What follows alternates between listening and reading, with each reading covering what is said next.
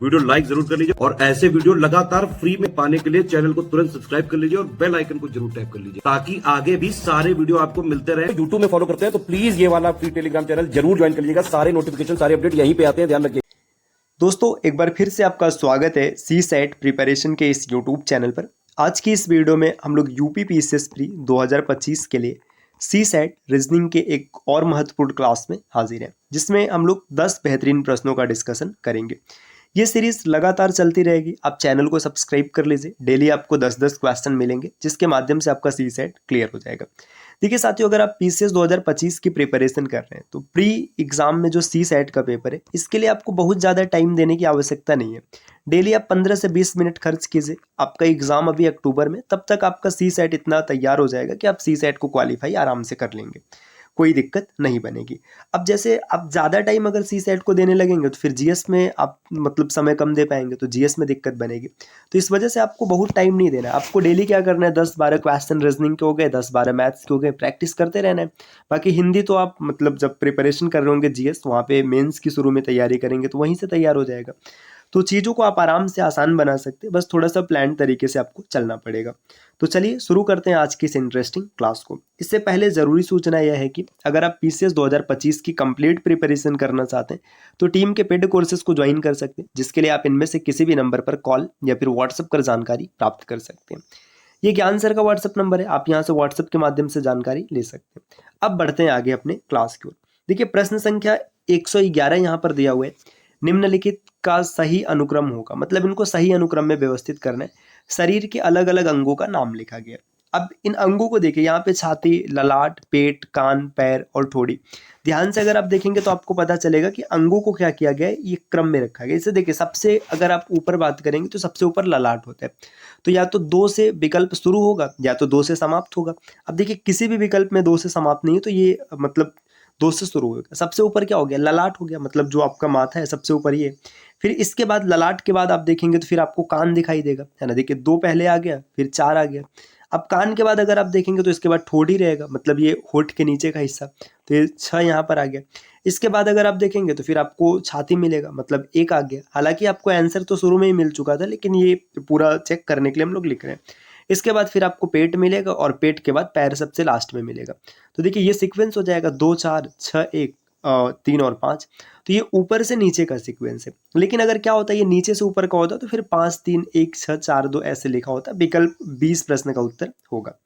अगले प्रश्न पर आते हैं। प्रश्न संख्या 112 दिया है। 60 व्यक्तियों के सर्वेक्षण में पाया गया कि 25 व्यक्ति समाचार पत्र एच पढ़ते हैं, 26 व्यक्ति समाचार पत्र टी पढ़ते हैं और 26 व्यक्ति समाचार पत्र आई पढ़ते हैं। 9 जो है एच और आई दोनों पढ़ते हैं और 11 लोग एच और टी पढ़ते हैं और 8 लोग टी और आई पढ़ते हैं और 3 लोग ऐसे हैं कि सभी पत्र पढ़ते हैं। तो व्यक्तियों की संख्या बताओ जो केवल एक समाचार पत्र पढ़ते हैं। तो देखिए वेन डायग्राम का अच्छा प्रश्न है। जब भी वेन डायग्राम के प्रश्न बनेंगे तो आपको वेन डायग्राम बनाना पड़ेगा। इसका डायरेक्ट फार्मूला अगर आप याद करेंगे तो ज़्यादा टफ हो जाएगा, परेशान होंगे। इससे अच्छा है कि आप वेन डायग्राम ही बना के चलिए।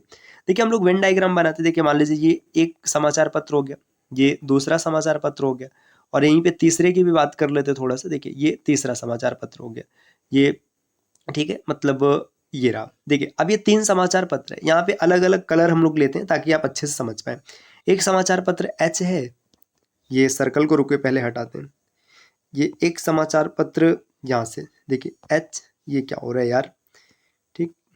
चलिए एक समाचार पत्र मान लीजिए एच हो गया, एक आई हो गया और एक टी हो गया। अब टोटल 60 लोग हैं जो पढ़ेंगे, टोटल 7 पढ़ेंगे। देखिए अब इसमें जब भी ऐसे प्रश्न मिलेंगे ना, तो अगर तीनों पढ़ने वालों का डेटा दिया तो आप वहां से शुरू कीजिए। 3 लोग ऐसे हैं ना जो सभी पढ़ते हैं, तो देखिए ये वाला जो एरिया है, ये वाला एरिया, ये तीनों में आ रहा है, तो फिर 3 लोग यहीं पर आएंगे क्योंकि ये सभी पढ़ने वाले हैं। ठीक, इतना हो गया। अब इसके बाद देखिए यहाँ पे क्या दिया गया है कि 3 इसमें आ गए। अब ये 3 सब में रहेंगे, मतलब जब भी दोनों की बात होगी या फिर तीनों की बात होगी, ये सब में आएंगे। अब इसके बाद क्या बोला गया, देखिए ये सर्कल हो गया। अब यहाँ पर आप इधर से देखिएगा 9 लोग हैं जो एच और आई दोनों पढ़ते हैं। एच और आई देखिए ये वाला एरिया, क्योंकि एच और आई में यही आ रहा है, तो यहाँ पर 9 लोग आने चाहिए। 3 तो पहले से आ चुके हैं, तो फिर बचे हुए 6 लोगों को हम लोग यहाँ पर प्लेस कर देते हैं। ठीक, इसके बाद 11 लोग हैं जो एच और टी पढ़ते हैं। एच और टी पढ़ने वाले 11 लोग हैं, मतलब ये वाला एरिया, यहाँ पे 11 आने चाहिए। 6 देखिए यहाँ पे 3 पहले से आ चुका है, तो बचे हुए में 8 आ जाएंगे। इसके बाद और आगे बढ़ते हैं, तो देखिए 8 लोग हैं जो टी और आई पढ़ते हैं, तो टी और आई वाला पोर्शन ये है। 8 लोग इसमें आएंगे, 3 पहले से आ चुके तो 5 यहाँ पर आ जाएंगे। अब देखिए आगे क्या बताया गया है कि 25 व्यक्ति समाचार पत्र एच पढ़ते हैं। एच पढ़ने वाले टोटल 25 लोग हैं, ठीक। तो जब 25 लोग यहाँ पर देखिए 8 3 11, 11 और 6 17 पहले से हो चुके हैं, तो फिर बचे खाली 8 लोग हैं, यहाँ पर आ जाएंगे। फिर 26 लोग हैं जो समाचार पत्र टी पढ़ते हैं, तो 26 लोग यहाँ पर हैं। देखिए 26 लोगों को जब यहाँ पर आप प्लेस करेंगे ये यहाँ पर, तो 8 3 11, 11 और 5 16 आ गए, तो फिर 10 यहाँ पर बचेंगे।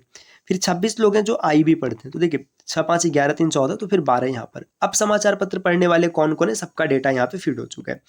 देखिए अब पूछा क्या गया है कि उन व्यक्तियों की संख्या बताओ जो केवल एक समाचार पत्र पढ़ते हैं। देखिए एक समाचार पत्र पढ़ने वाले 8 यहाँ पर हैं, 12 यहाँ पर है, 12 और 8 20 हो गया, और 10 यहाँ पर है, 30 हो गया। तो विकल्प सी उत्तर बनेगा।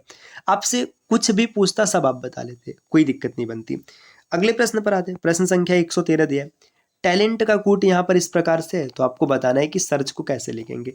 जब भी इस प्रकार के प्रश्न मिलेंगे आपको तुरंत लेटर्स के कोड को लिखना है। टी की प्लेस वैल्यू 20 है, ए की प्लेस वैल्यू 1 है, एल के लिए 12, ई के लिए 5, एन के लिए 14 और टी के लिए फिर से 20। इसके कोड को देखो, एक्स की बात करेंगे तो एक्स को यहाँ पर लिखा जाता है किससे, 24 लिखेंगे, ई को 5 लिखेंगे, पी को 16 लिखेंगे, आई को 9 लिखेंगे, और आर को 18 और फिर यहाँ पे 24। आपको पता चल गया होगा +4 का पैटर्न चल रहा है, +4 चल रहा है, +4 +4 +4। तो सर्च की बात करेंगे, एस की प्लेस वैल्यू 19 में 4 जोड़ेंगे तो 23 मतलब डब्ल्यू हो जाएगा। ई की प्लेस वैल्यू 5, 5 में 4 जोड़ेंगे तो 9 हो जाएगा, डब्ल्यू आई। देखिए खाली एक ही विकल्प में यही उत्तर बनेगा, आगे चेक ही मत करिए, क्योंकि जब यहाँ पे आपको आंसर मिल गया तो फिर आगे बढ़ने की आवश्यकता ही नहीं है। अगला प्रश्न यहाँ पर है कि निम्नलिखित श्रृंखला में आपको गलत संख्या बताना है। देखिए 7 28 63 124 215 342 511। अगर देखेंगे गलत के लिए तो गलत यहाँ पे क्या चल रहा है, देखिए 7 कैसे आया होगा, 2 का क्यूब, इसमें से -1 किया गया, 7 आ गया।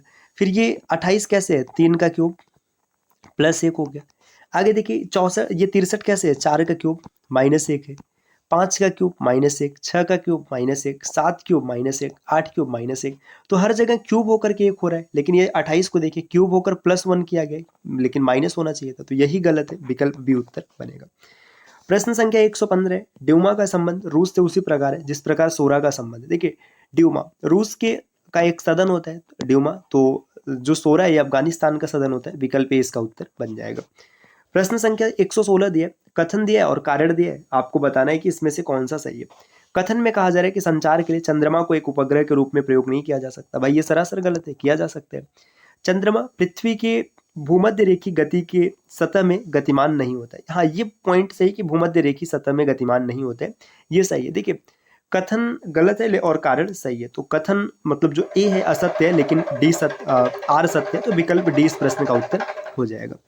अगले प्रश्न पर आते हैं। प्रश्न संख्या 117 दिया, यदि बीते कल का पहला दिन शनिवार था तो आने वाले कल का बाद का दिन कौन सा होगा। इसका मैंने बहुत ही बेहतरीन ट्रिक आपको बता रखा है, अगर आपको ट्रिक पता है तो आप बिल्कुल परेशान नहीं होंगे। देखिए बीता कल एक दिन हो गया, बीता कल यहाँ पे एक दिन हो गया, उनका पहला दिन मतलब एक दिन यहाँ पर भी हो गया, एक दिन यहाँ पर, एक दिन यहाँ पर।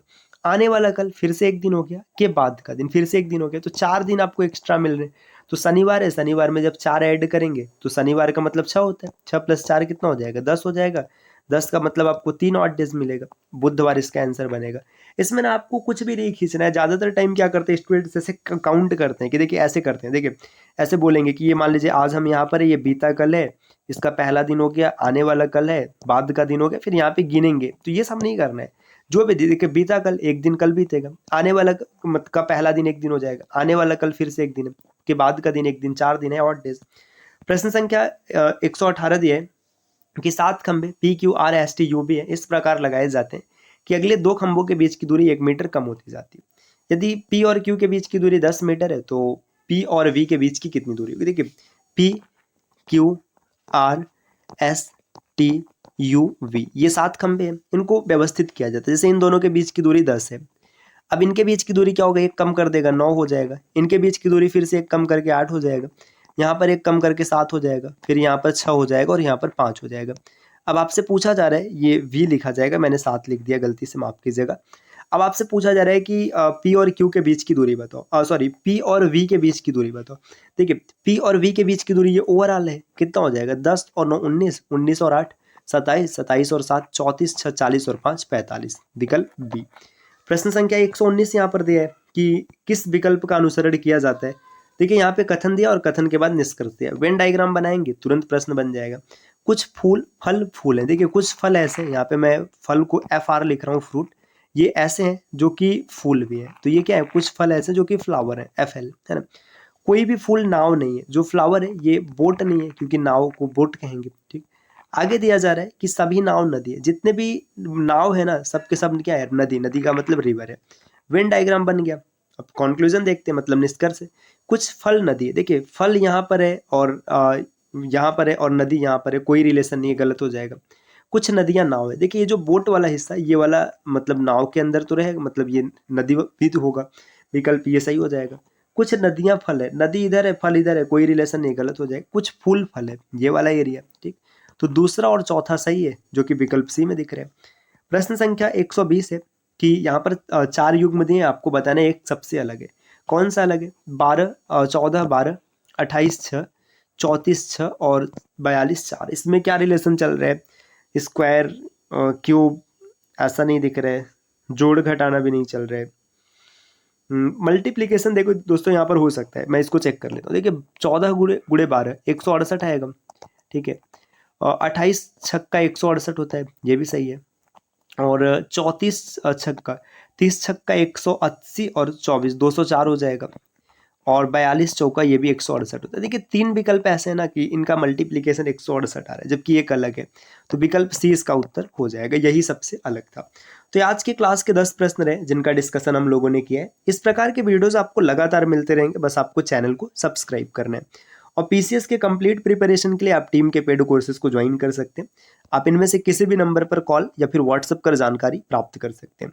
मिलते हैं साथियों आपसे नेक्स्ट वीडियो में कुछ नई इन्फॉर्मेशन के साथ, तब तक के लिए नमस्कार। और एक चीज कमेंट करके जरूर बताइएगा 10 में से आपके कितने प्रश्न सही बने हैं।